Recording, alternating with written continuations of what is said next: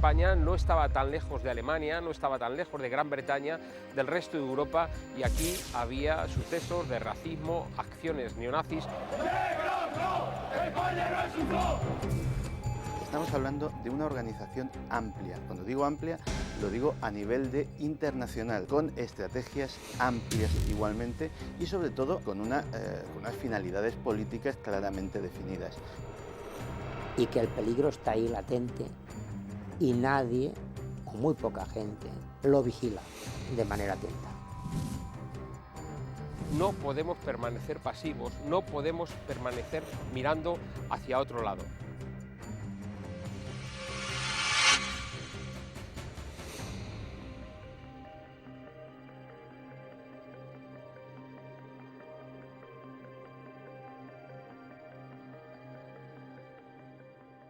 Movimiento contra la intolerancia surge al comienzo de los años 90 y es producto de una conmoción de la sociedad, una conmoción de la opinión pública a raíz de un brutal asesinato que se cometió contra una inmigrante dominicana, negra, pobre, Lucrecia Pérez.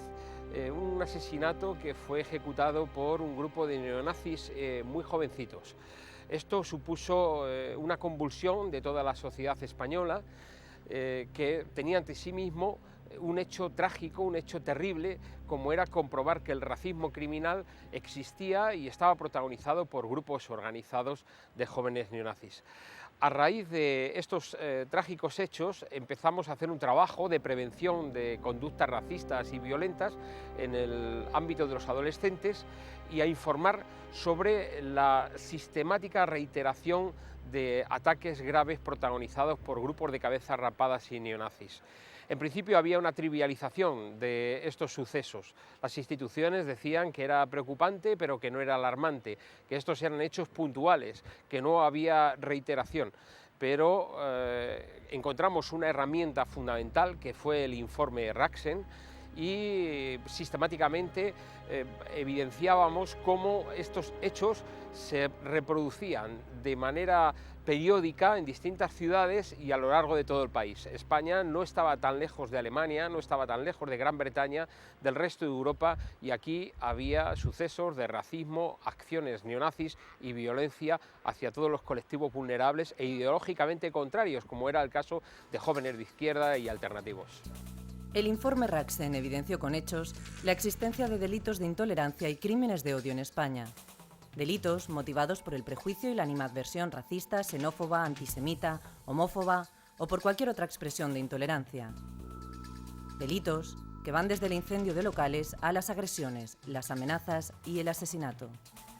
Lucrecia Pérez, Guillem Agulló, Aitor Zabaleta, Carlos Palomino son algunas de las víctimas de más repercusión social de una lista incompleta que el informe Raxen saca a la luz con un balance demoledor. Desde principios de los 90, se han cometido en España más de 80 homicidios motivados por el odio y cada año se calculan 4.000 nuevas agresiones. En España, a diferencia de otros países de la Unión Europea como Alemania o Reino Unido, no se dispone de una estadística oficial de delitos de intolerancia y crímenes de odio.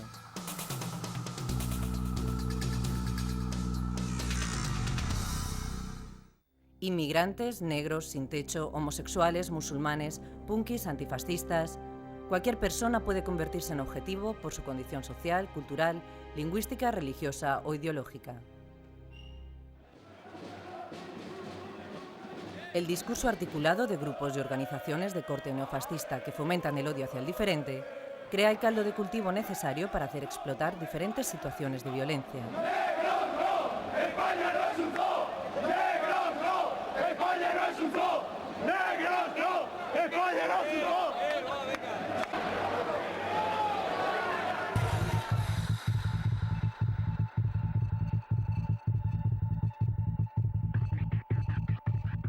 Durante muchos años, el discurso oficial ha reducido la gravedad del problema a una cuestión de violencia juvenil de tribus urbanas, obviando el verdadero carácter neonazi de los grupos que suelen estar detrás de estas agresiones. Sin embargo, diversas operaciones de las fuerzas de seguridad han descubierto la existencia en España de organizaciones de ámbito internacional como Hammerskin y Blood and Honor y también autóctonas como el Frente Antisistema, desarticulado mediante la operación Panzer. En todos los casos, Además de imputarles delitos de asociación ilícita, se les encontró abundante propaganda neonazi y todo tipo de armas.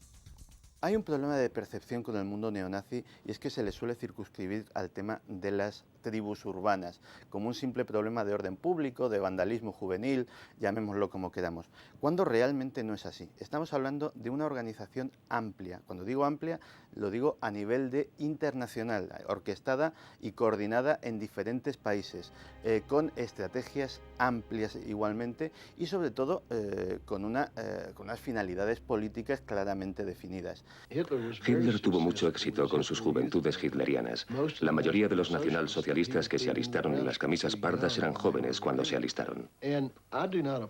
Y no pido disculpas por trabajar sobre todo con los jóvenes. Nuestras filas de skinheads están rebosantes de personas jóvenes. Cuando se tiene juventud, se tiene inquietud. Cuando se tiene juventud, se tiene impaciencia. Cuando se tiene juventud, se tiende a tener a alguien que quiere solucionar los problemas del mundo de manera muy rápida. No creo que las instituciones se interesen demasiado con este tema. Me consta, actúan cuando hay alguna desgracia, cuando se produce algún atentado, alguna agresión, algún herido, algún muerto.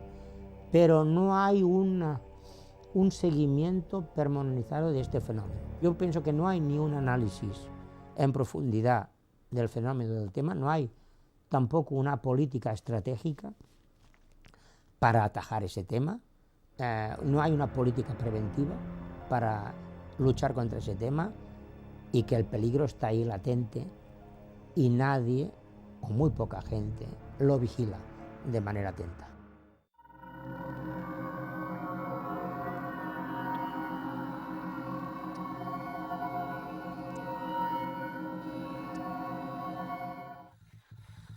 Una práctica que los grupos neonazis desarrollan con total impunidad son las reuniones de jóvenes con antiguos miembros nazis de las SS, encuentros con negacionistas del Holocausto y con miembros de grupos supremacistas relacionados con organizaciones como el Ku Klux Klan, como son David Duke o David Irving. Contra estos discursos falsificadores de la historia, cabe recordar el hito que marcó en España el caso de Violeta Friedman, superviviente de Auschwitz y presidenta de honor de Movimiento contra la Intolerancia, ya fallecida. A pesar de su avanzada edad y enfermedad, Violeta emprendió una larga lucha judicial contra el nazi León Degrelle, afincado en Málaga, por negar la realidad del Holocausto. Eh bien, ça, c'est pas vrai. Et c'est une de ces légendes criminelles qu'on continue à répandre à travers le monde. Il est mort quelques centaines de milliers de juifs. Cuando dicen, niegan la existencia del pasado, de las cámaras de gas, es como matarnos nuevamente. Y es verdad. Nos están matando con ella la segunda vez. En 1991, el Tribunal Constitucional le dio la razón. Consideró que las declaraciones negacionistas de Degrelle atentaban contra el honor de Violeta y de las otras víctimas de los campos nazis.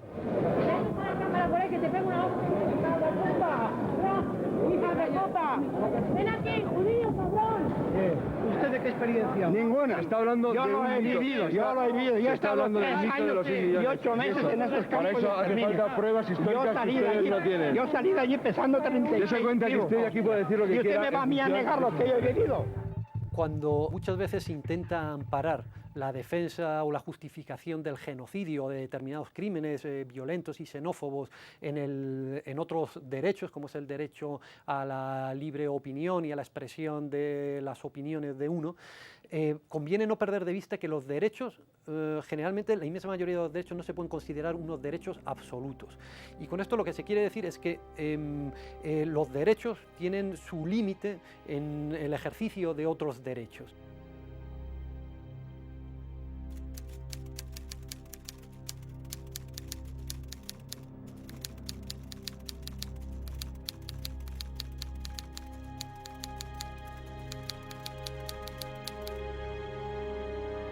Aquí se hacen cosas que son impensables hacerlas en otro país. Se hacen actos y conferencias que en otros países de más sólida y más larga tradición democrática que este no estarían permitidos. Eso se ha de explicar. ¿Quién es Irving? ¿Quién es David Duke? Y eso a veces se hace de manera muy alegre, de manera muy sesgada. El derecho a la libre opinión y a la libre expresión de las opiniones de uno no puede servir de base para justificar atrocidades como la eliminación de un grupo racial, un grupo étnico, un grupo nacional, y eso está recogido en el Código Penal, así expresamente, es que la justificación de ese delito, del delito de genocidio, es en sí mismo un delito.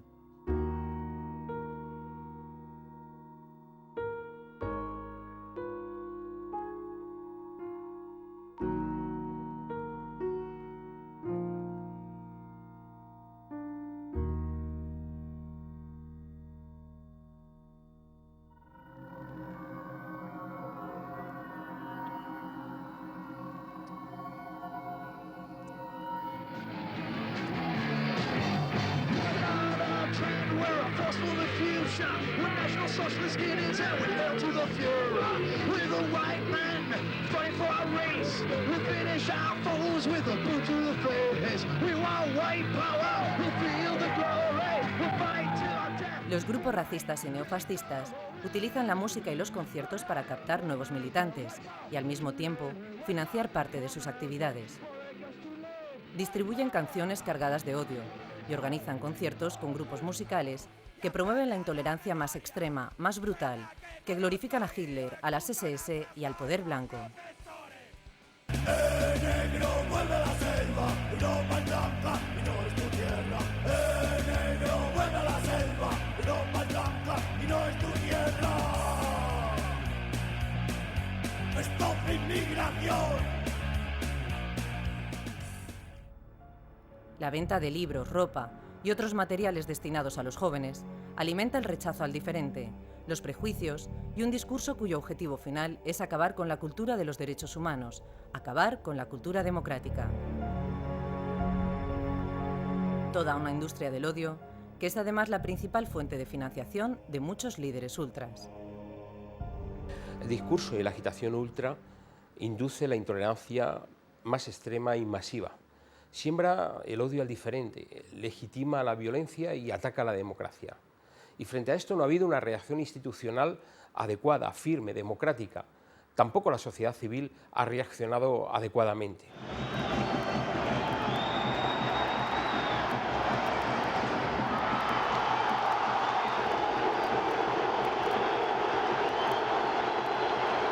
Las gradas ultras de los campos de fútbol son el verdadero vivero, el principal lugar de reclutamiento del neofascismo. Desde hace muchos años se viene denunciando no solo la agresión verbal, la agitación y la exhibición de símbolos fascistas por parte de los grupos ultras, sino también la violencia con que se conducen. Todo el país sufrió una conmoción con el asesinato del seguidor de la Real Sociedad Aitor Zabaleta a manos de un neonazi del Grupo Bastión, que organizó una cacería contra los aficionados donostiarras en los alrededores del estadio del Atlético de Madrid. La noticia, con terror. No comprendo esa visceralidad y esta porquería dentro de un deporte. Si políticamente no aceptamos una cosa de estas, no puedo comprender ni comprender jamás que sucedan estas cosas por deporte. Movimiento contra la Intolerancia y la familia de Aitor Zabaleta acusaron a los miembros del grupo neonazi Bastión del delito de asociación ilícita, sin ser secundados por la Fiscalía. La sentencia contempló una condena por asesinato a Ricardo Guerra, como autor de la muerte de Aitor, y tan solo por desórdenes públicos a los acusados de Bastión. Diversos crímenes y numerosas agresiones contra aficionados de otros equipos, insultos racistas y otros excesos llevaron al Parlamento español a aprobar en 2007 la Ley contra la Violencia, el Racismo, la Xenofobia y la Intolerancia en el Deporte.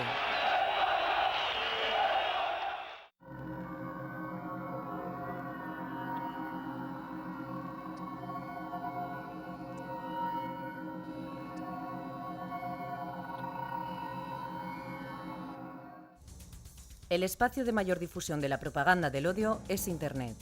En la red encontramos páginas web, blogs y foros donde se denigra y criminaliza al inmigrante, al colectivo homosexual, donde se promueve el racismo, la xenofobia y el antisemitismo, e incluso abiertamente se hace propaganda directa del nazismo.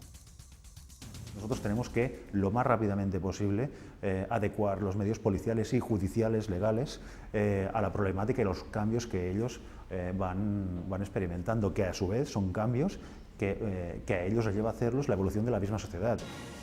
La pasividad institucional ante el problema ha permitido la aparición de centenares de estas páginas en España. Internet se ha convertido así en el principal lugar de difusión impune de ideas genocidas e intolerantes, así como en instrumento de conexión y coordinación entre grupos españoles de corte neofascista y otros del resto de Europa, Latinoamérica y otras partes del mundo.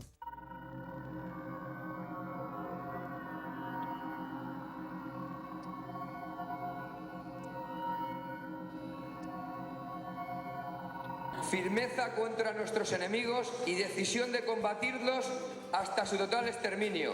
Camaradas, arriba España, arriba Italia y arriba Europa.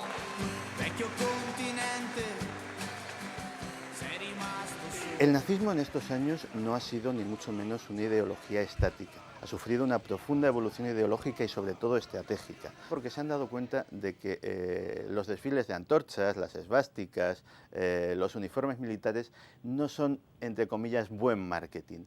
Entonces, ideológicamente y estratégicamente sobre todo, los neonazis han estado dispuestos a renunciar a determinadas señas de identidad en función a que su mensaje cale en sectores sociales más amplios que ni siquiera son conscientes de estar recibiendo un mensaje nazi, sino que ellos piensan que, bueno, que están tratando con partidos de la derecha tradicional o de la extrema derecha tradicional o conservadora.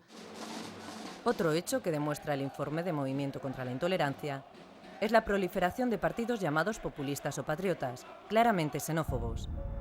Su presencia se hace visible hoy en día en las calles, en la agitación e incluso en las campañas electorales. Su estrategia es similar a la de otras organizaciones ultraderechistas europeas, como la impulsada por Le Pen en Francia, el británico Griffin o el neonazi Udo Boy. Vinculan la inmigración al desempleo, el desempleo a la inseguridad ciudadana y la inseguridad ciudadana a la delincuencia. Una propaganda que les ha proporcionado diputados y varios millones de votos en Europa entre las clases populares, y que ya empieza a rentabilizar electoralmente la nueva ultraderecha española, consiguiendo algunos concejales en diversas localidades. Posiblemente donde podamos valorar más o observar más el incremento de actividad de estos grupos, sobre todo en épocas de crisis como la actual, es en la organización de determinados actos, fechas que son claves para ellos, determinadas celebradas como fue el 12 de octubre, el 20N, etcétera, que puedes observar, pues, no que posiblemente haya más gente, sino que la gente que tienen está más organizada y más cohesionada, disponen de posiblemente más medios que en años anteriores, la cual cosa para nosotros es una lectura que tenemos que extraer conclusiones. Las conclusiones es que están ahí, están preparados.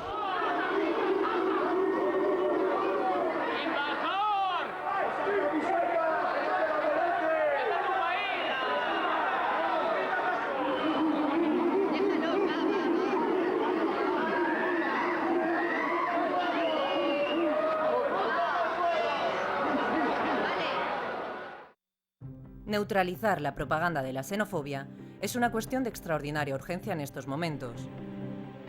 En este sentido, cabe señalar que los medios de comunicación y los políticos democráticos han lanzado a menudo mensajes incorrectos, a veces muy cerca de los planteamientos ultraderechistas, sobre la inmigración y otros temas que afectan a los colectivos vulnerables.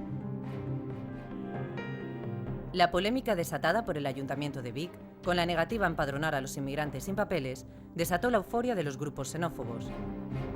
La segunda fuerza política de Vic, el partido ultraderechista Plataforma per Catalunya, se congratuló de haber conseguido poner en boca de políticos democráticos su discurso xenófobo. La televisión autonómica valenciana ya había retratado al líder de esta formación, Josep Anglada, concejal de Vic, en un programa de investigación en el año 2002. Creo que en estos momentos he entendido que ni en Vic ni en Cataluña nos interesa, pues, relacionarnos con todo aquello que sea el franquismo, la bandera española, el águila, que yo lo llevo en el corazón, pero políticamente no nos interesa. ¿Por qué? Porque no vamos a llegar nunca a ningún sitio. Yo he llegado a la conclusión de que, aunque yo, mis ideas son las que son, siempre han sido las que han sido, y yo cuando me enfrento a los medios de comunicación, pues yo tengo que ser el primer demócrata que hay aquí en este país. Para ganarme la gente. ¿Entiendes? Hay que disfrazarse. Ahora ya lo has entendido. Yo, si fuera el presidente del gobierno, estuviera en el poder, la pena de muerte, al cabo de una hora, no 24 horas, al cabo de una hora, terroristas, traficantes, no 24, al cabo de una hora. En estos momentos no me conviene hablar claro.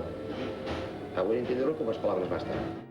Las organizaciones de corte claramente xenófobo y neofascista no van a revertir su discurso y en el actual contexto de crisis económica van a intensificar su propaganda de la intolerancia, buscando enfrentar a los jóvenes autóctonos y parados con los inmigrantes.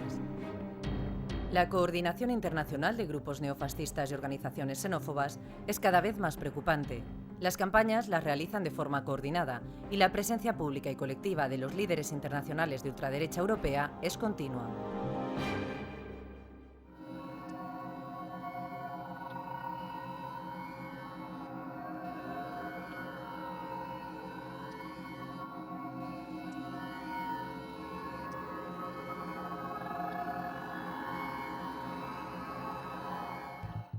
Otra asignatura pendiente en España es el apoyo y protección de las víctimas de crímenes de odio.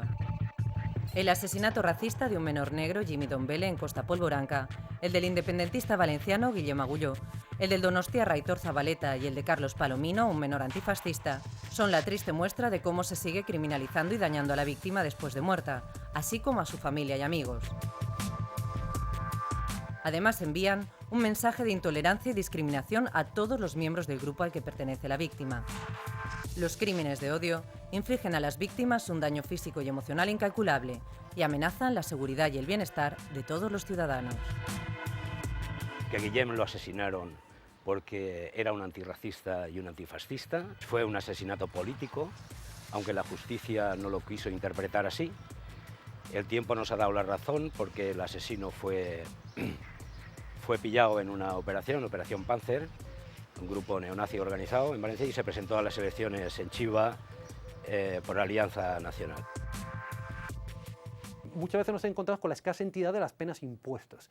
También existe un déficit en el sentido de que no existe una fiscalía especializada frente a los actos de violencia xenófoba y racista. Ese es un déficit que desde hace mucho tiempo se viene notando, porque es necesario que los fiscales que actúen en este tipo de cosas pues estén preparados y tengan una cierta formación específica sobre este terreno. La soledad que se ha encontrado toda mi familia y los amigos de Guillem con respecto a los poderes públicos ha sido bastante dramática, y lo que viene a demostrar también es que los poderes públicos y la justicia no reconocen este tipo de actuaciones violentas de los grupos neonazis, y que esto es una asignatura pendiente que tiene el Estado para combatir con firmeza la violencia nazi y la violencia de todo género. Si no hubiese sido por el apoyo de los amigos de Guillem y de la familia, nos hubiese costado mucho más sacrificio y dolor aguantar tantos años de criminalización y de insultos y de pintadas cerca de mi casa y llamadas por teléfono. No se lo puede imaginar nadie que no lo haya vivido. Miwa Wene, ciudadano congoleño de 41 años, casado y con 2 hijos. Sufrió un brutal ataque racista el 10 de febrero de 2007 a manos de un corpulento agresor en Alcalá de Henares, que le gritaba: «Mono, España no es un zoo». Le fracturó las cervicales y tras estar 17 días en coma, quedó tetrapléjico de por vida, necesitando asistencia permanente para poder sobrevivir. Incomprensiblemente, su presunto agresor disfrutó de libertad hasta que una fuerte campaña de movimiento contra la intolerancia, personado como acusación popular, logró su ingreso en la cárcel. Tú, negro, tú no tienes que creer aquí. Tu sitio está en el jardín zoológico. Carlos Palomino, joven antifascista asesinado por un neonazi en un vagón de metro momentos antes de una manifestación xenófoba el 11 de noviembre de 2007. Ha sido el único caso que ha dado la oportunidad a todos los ciudadanos de este país de ver con sus propios ojos la manifestación de la intolerancia criminal. Caso único por existir una cinta de vídeo que permitió además demostrar que era un crimen de odio y aplicar por primera vez en España el agravante ideológico en un caso de asesinato, conforme solicitaron la acusación popular ejercida por Movimiento contra la Intolerancia, la familia personada en la acusación particular y la Fiscalía. El asesino, Josué Estebanez, convertido en líder neonazi, fue condenado a 26 años de prisión. Hemos perdido todos. Yo he perdido a mi hijo definitivamente y para siempre. Él creo que va a perder algo muy importante, que es la libertad. Yo siempre lo he dicho, Carlos es uno más. Hay una lista muy detrás, muy anterior a él, de muchos miembros que han sido anulados también por este tipo de gente y están ahí. Lo que pasa es que Carlos, digamos, ha sido aquella gota que ya rebosó el vaso. Convendría unidades mucho más especializadas a nivel policial y unidades mucho más especializadas a nivel judicial, lo cual puede significar una fiscalía especializada en este tema, para que eso no solamente se contabilizara anualmente lo que representa, de hecho, en acciones, incidentes, atentados, arrestos, todo lo que sea, sino que elaborara una política estratégica para saber dónde estamos y hacia dónde vamos. Falta coherencia, por un lado, falta estrategia y falta, en definitiva, voluntad política. Voluntad política para abordar el tema. Un ejemplo de trabajo que se realiza en Europa contra la xenofobia y el neofascismo es Alemania. En este país, la conciencia social y política del problema ha llevado a articular un potente tejido social, apoyado en gran medida por el Estado, para combatir la difusión del odio. El primer paso fue reconocer que el neofascismo y la xenofobia existían, que no se limitaban a protagonizar sucesos aislados, sino que respondían a un complejo plan de rehabilitación y actualización del antiguo nazismo para mantenerlo vivo en el presente. Aquí trabajamos con diversos movimientos sociales, grupos cívicos y con las organizaciones antifascistas, formando diferentes alianzas contra la extrema derecha. Así que hasta yo, como persona y representante de las juventudes socialistas, me convertí en un objetivo y los nazis me pusieron en su punto de mira. Me amenazaron con un correo electrónico diciéndome que la próxima vez que me encontrasen, corriera para salvar mi vida.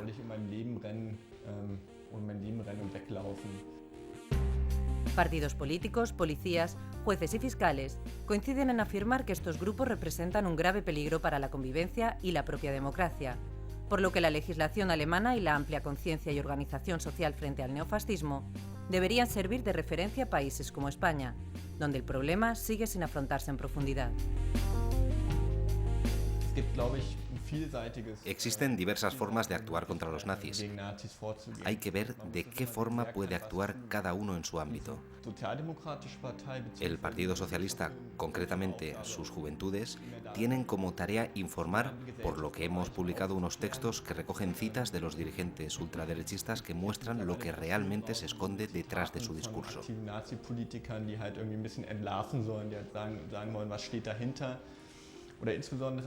Por otra parte, muchos miembros del partido están explicando qué hacer con los nazis en los gobiernos federales donde tienen representación.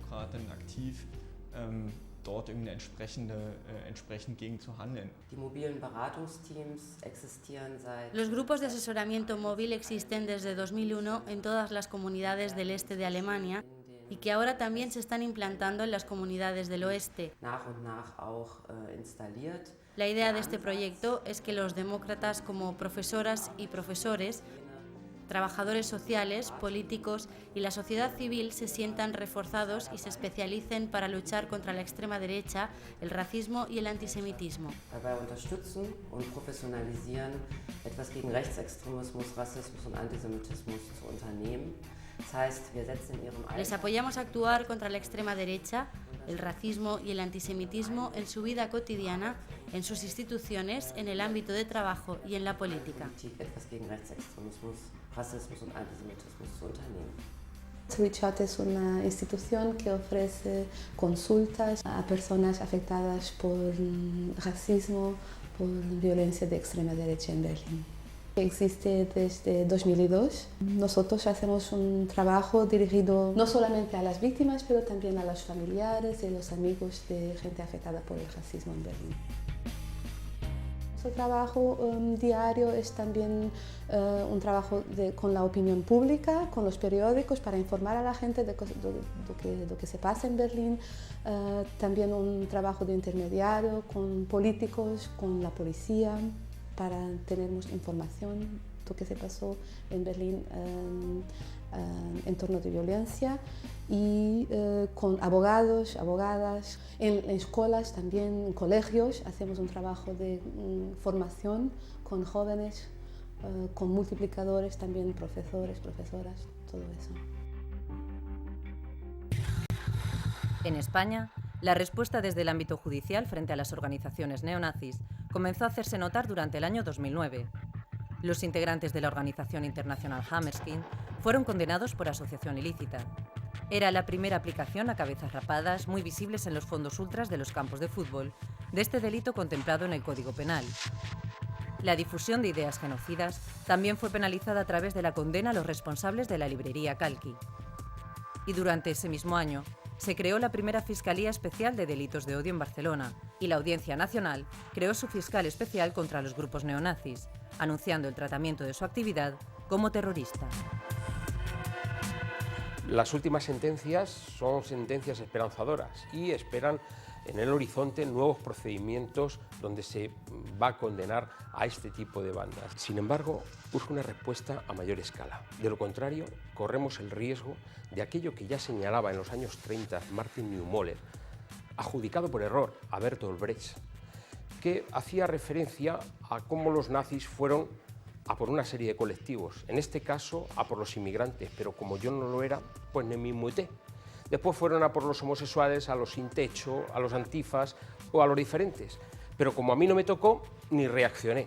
Y después vinieron a por mí, y ya no quedaba gente ni para defendernos. La amenaza del racismo y de la xenofobia, del neofascismo y de la intolerancia se cierne sobre Europa, y nuestro país no está al margen de esa amenaza.